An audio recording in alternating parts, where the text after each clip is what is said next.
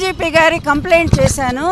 మొన్న నా మీద రెండు ఛానల్స్లో TV5 ABN ఛానల్స్లో నా క్యారెక్టర్ సంబంధించి ఎవరినో ఒకరిని కూర్చోబెట్టి వాళ్ళు ఒక ఎలిగేషన్ చేశారు కనుక దానికి సంబంధించి మొత్తం డేటా బయటికి తీయాలి. ఈ కుట్ర ఎలా జరిగింది, ఏం జరిగింది, ఎన్టీఆర్ గారి భార్యకే ఈ సమాజంలో ఈ విధంగా అవమానం జరిగితే సామాన్య స్త్రీల పరిస్థితి ఎలా ఉంటుంది అనే దీని మీద కంప్లీట్ ఎంక్వైరీ చేయమని చెప్పి డీజీపీ గారికి నేను రిక్వెస్ట్ చేయడం జరిగింది.